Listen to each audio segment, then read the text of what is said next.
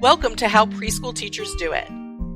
This is Alison Kentos. I am an early childhood educator. And this is Cindy Tarabush. I am an early childhood consultant. This podcast is for parents and early childhood professionals. Let our experience and research-based knowledge become your guide. Happy Monday, my preschool peeps. Hi, peeps. Hi, everybody. We have that exciting news for you about YouTube, and we want to give you that YouTube, our custom URL, now that we have more than 100 subscribers on YouTube, and tell you how we're beefing up some of our presence on YouTube. We're trying.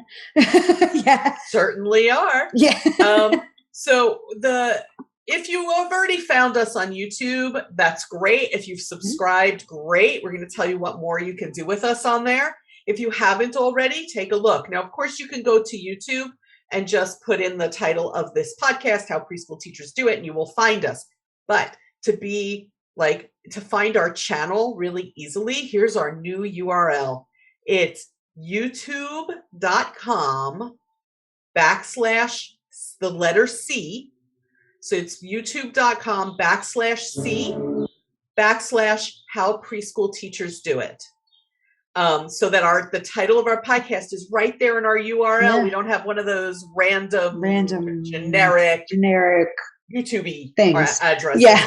And the reason that C is between the two backslashes is because C stands for channel. So what that's going to do is it's going to bring you to our channel homepage, where you will see our current playlist of this podcast.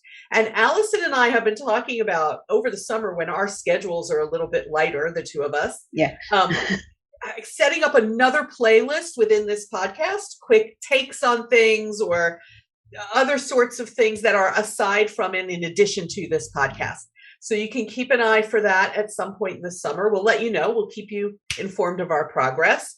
But we also discovered by looking through this home channel page that there is a discussion forum in there. Yeah. Not necessarily attached to any particular video, where we could go in, you click on, there's a menu that goes across the top on our channel homepage. You click on discussion, and we've put a question in there. Yeah. So that our listeners could go into the YouTube discussion as a common place to meet. Yeah. And we could discuss things in the discussion forum, in the typed discussion forum. So if you would like to participate, please go to youtube.com/C/How Preschool Teachers Do It.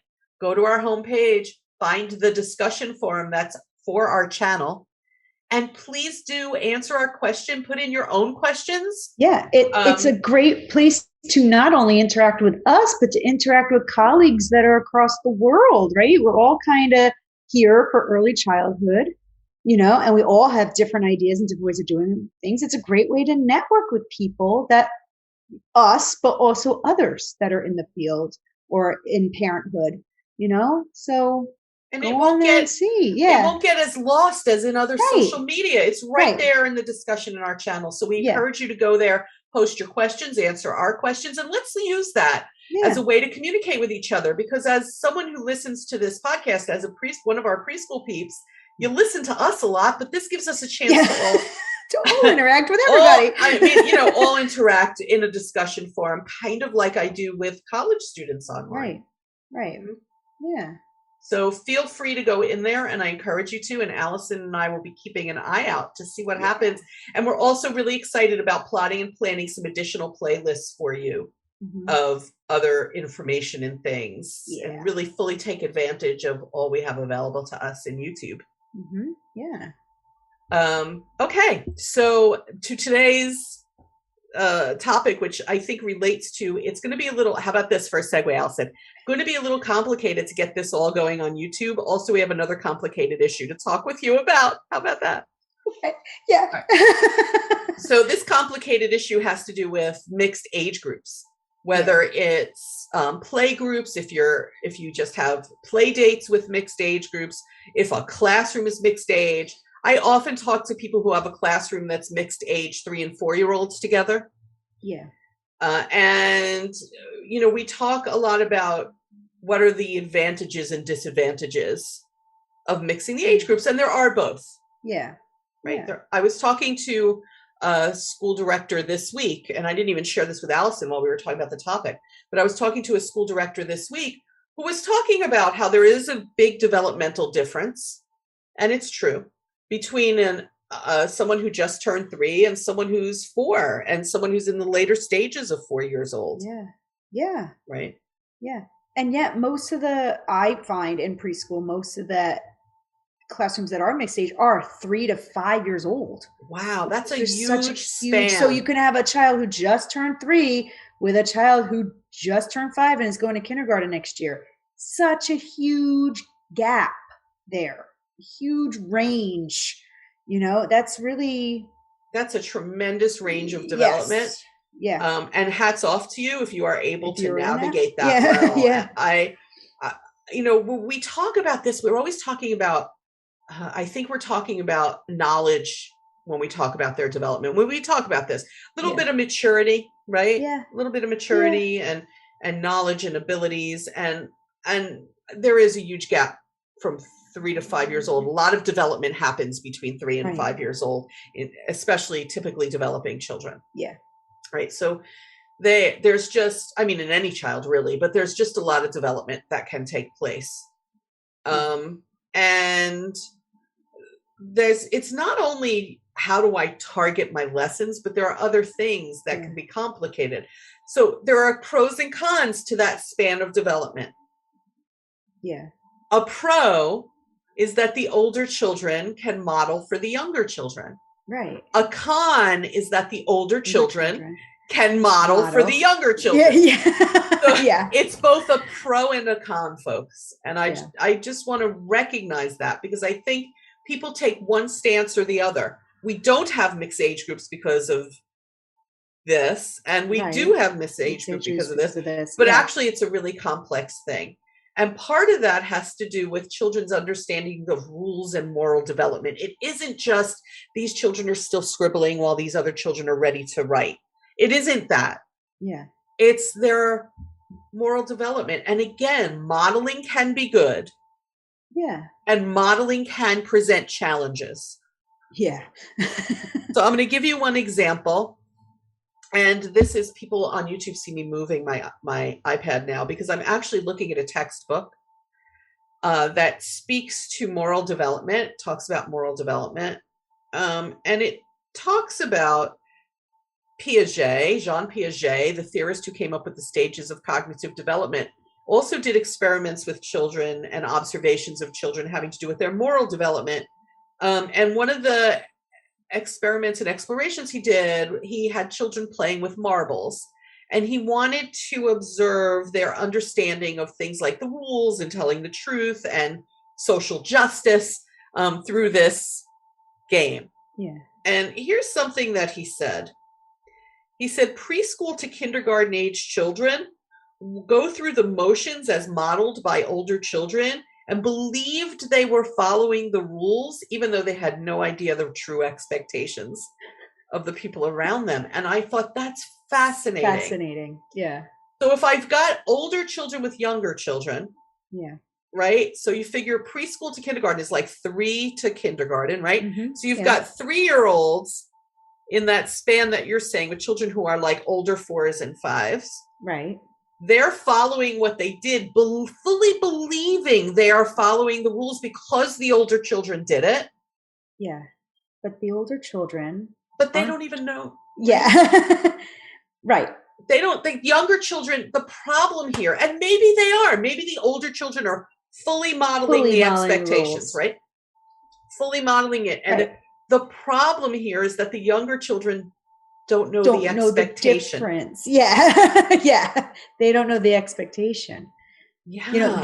And not all the older children are following that expectation. So then you have a younger one who is modeling an older one's behavior, and it might not be according to what is expected in the class.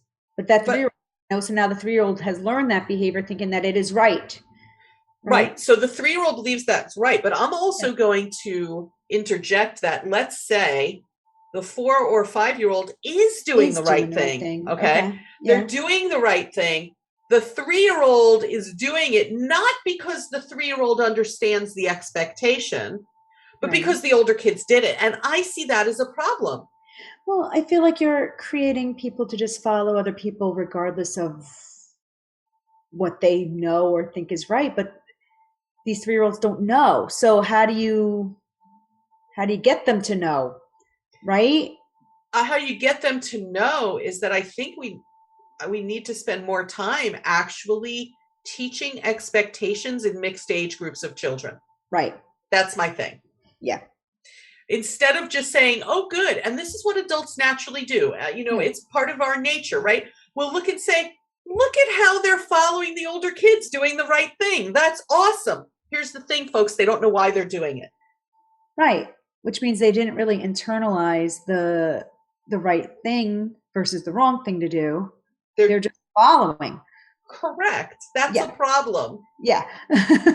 That's when we get, as they get older, they become like, what's that saying? That lemmings going off the ledge there, following all the other lemmings. Yep. Because they don't know how to make their own decisions about their behavior. They don't know that your decisions about your behavior really need to be based on what your understanding of expectations are. Right. Right. So, and we want to raise these children to become adults that can make decisions based on what they inside feel is the right thing to do. Right. So that's our goal. Yeah. Which, if we don't intentionally teach these expectations even more intensively than in non-mixed age groups, then this becomes an issue because they literally don't understand. They know they're being maybe even acknowledged and praised for doing the right thing, but they don't know why they did it. Right. So do you find, and I don't know because I'm not in a mixed age setting, do you find that the teacher in there just kind of relies on that modeling? Yes. And they're not realizing. So yeah, it's almost like the opposite needs to happen. It's like it needs to be more of like an intensive, like teaching them rather than just relying on that modeling to happen.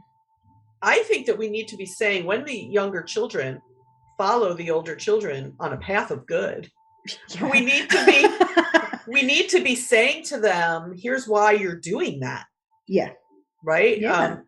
And acknowledge it and say, oh, it's really great that you started to push in the chairs like this other child did. Right. I'm glad to see that. We are doing that to keep everybody safe. Yeah. Here's why we have that rule. And I think that that's the step that I've not observed adults take, that's where we say to them, step.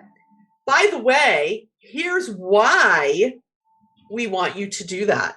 Just like if they follow them in a path of not so good, I think that adults then do say them why.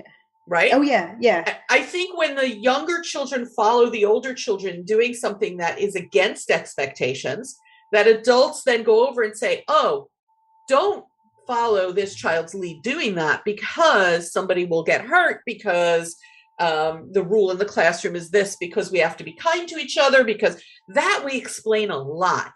Right. We always do. We don't explain why you're doing the good thing if you're following the modeling of other children. Right, because people will just be like, that's a great job, and just move on. And instead of being, that's a great job, but you did that because, we do this in the classroom because of this reason, and that's why it's good that you did that. But if they did the wrong thing, you're very specific about the wrong stuff. We need to swap it, I think. I think we need to do both. I think we need to be saying, here's why you following the older child was a good decision. Thing. Yeah. Here's why you following the older child maybe wasn't a great decision. Yeah. Right. And again, I think we do a lot of that, but here's why the older child did the right thing, why it was good that you followed that, and what that does for our classroom society. Yeah. Right. Here's what you are helping the group. Correct. Yeah. How you're helping. Wow. I just can't help but think if these were the lessons that some of today's adults had when they were young, would we be in a different world right now? All right. That's all I'm going to say about that. Yeah. Yep. That game of follow the leader it's a very complicated thing. Mm-hmm. But even something like at the college level, right? So we have discussion forums like I was talking about on the YouTube channel. Yeah, yeah. So we have discussion forums, and one of the first things that I tell students is, please do not play the game of follow the leader. If one of your classmates has posted something, don't use that as your model for what you're going to post, because you don't know if they have fully followed the directions in the prompt. Yeah. You don't know if that's what I'm looking for just because your classmate wrote it that way. Do what's in your brain. Do what you think is right. And my students are adults, and I have to tell them, you read the prompt yourself. You decide what you're going to write. Do not follow the leader in the discussion forums. I literally say that to college students who are anywhere from the age of 18 through adulthood. They could be any age. So I am just like, why are we not saying that to the younger children? The game of follow the leader is a risky game. Yeah. And that's true in the modeling in our classrooms. It's a risky game. I think it's true not just for this sort of moral development, but also for, any skill. Simplest skill, an older child is holding the scissor wrong. Another child goes over and sees that and holds it the same way. Yeah. Right? And then we go over and we correct everybody's scissor grips. Yeah. But we don't necessarily, when the older child is holding the scissor correctly and the young child imitates that, we just internally think, oh, good. But we don't go over and say, you're holding it that way so that when you cut, your hand is in the, I think we just need them to understand why they're doing things, and then we can just have a better world, and period, the end. No, it's true. Right? Right. Yeah. How many times, think back about our lives even, how many times have we done what other people were doing just because? A lot. Yeah. A lot. And we're not all three. It wasn't always when I was just 3. It was like throughout my entire growing up. And for various different reasons. Sometimes it's like you want to fit in. So I'm like, okay, I'll just do this. Sometimes you're just not thinking correctly. Sometimes you don't know what's right and wrong. Sometimes it's various reasons. But like when I was 3, maybe I learned to internalize, maybe I wouldn't have been in situations like that, or I would have been more confident to stand up and say, you know what, I'm not going to follow the group right now. Well, I think it has to do with confidence, and I think it has to do with, if we're unsure of expectations. Think about as an adult, right? You're going to some sort of social gathering. You're not sure about what's going to happen at this gathering. We just sort of think, all right, well, I'm going to see how everybody else is, or I'm going to see if everybody else does. I still kind of do that sometimes. Aren't there social gatherings? Let's put it on an adult level. Aren't there social gatherings that you're going to and you're not sure what the expectation is going to be? So you're sort of like, all right, well, if everybody orders a drink, I'll order a drink. Yeah. That's a perfect example. That is a perfect example. Yeah. If everybody orders appetizers, I'll order an appetizer. Yeah. But if everybody doesn't order appetizers, then maybe that's not a thing, or ordering a drink is not a thing. Yeah. And we play that game of follow the leader, whoever the first person is. Right. But shouldn't it be more, you go to an event and you say, you know what, I'm thirsty or I'm hungry inside, and say, it doesn't matter if the other 10 people do not order, I'm hungry right now, so I'm going to order an appetizer. Isn't that the way it should be? And there are so many instances in our society right now as adults where we are being forced to make our own individual decisions, especially surrounding this pandemic and ever-changing recommendations and rules. Right. And I think that we're all in this position of now having to sit and think, wait, I don't necessarily want to play follow the leader on this. I have to figure out what I'm going to do. And people are feeling very awkward and emotional about that. Why? Because when we were little kids and we followed the leader, even if it was good, nobody said to us, here's the situation, here are the facts, here's how you keep society, whatever. Like, I feel like it just leads to the position that as adults, many of us are in at this moment today while this podcast episode is releasing. Yes. So I hope that we can look at things like these mixed age groups and realize not just that there are benefits. Some kids are following other kids into really good practices, but also there are pitfalls. Some kids are following kids into really good practices and don't know why. Why? Mm-hmm. And the why is important. Yes. Know your why. Yeah. It's a policy in my life. Know your why for everything. Yeah. So I hope that I feel like if I was standing in front of our listeners right now, I would be looking at them saying, any of this making sense? Yeah. Am I clear? Does anybody have any questions? What are your questions? Yeah. So if you do have questions, you can actually go into the YouTube discussion and please post them. Right. Here's again, children need to know why. And so they become adults who seek facts and follow their morals, those facts, without, I don't know, just more confidently. How about that? Right. Yeah. More confidently. So what's the overall lesson from this episode? It's if you are with mixed age groups of kids, whether they're in a play date or in a classroom, and you see younger children following the modeling of older children, explain to them if they've done the right thing. Go and explain to them why. What was the expectation? Because they don't know. They're just following. Yeah. And that's not, as Alison said, it doesn't internalize the overall lesson that children should be learning. Because you're going to get a bunch of kids who are going to say, I don't know, that's just what we do. And they're not going to know why. Correct. And you hear that all the time. I don't know, that's just what we do. I don't you know. Hear adults that. I don't know, that's what we've always done. Okay, that's not an okay reason for me. I need to know the why. So good, bad, or indifferent, adults need to go over there and say, I saw you do it. The other child did. Right. And if it was a good thing, you say, that's great. It's great. And here's why that's great. Yeah. Not just, that's great, good for you. Follow that modeling. Yeah, keep doing it. Yeah. Right. Here's why it's good. Yeah. So we're going to leave you with that notion, and we're going to be checking the YouTube discussion to see if anybody goes in there. We may post a question related to this episode. We shall see. Yes.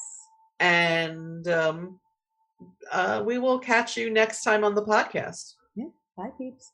Bye, peeps.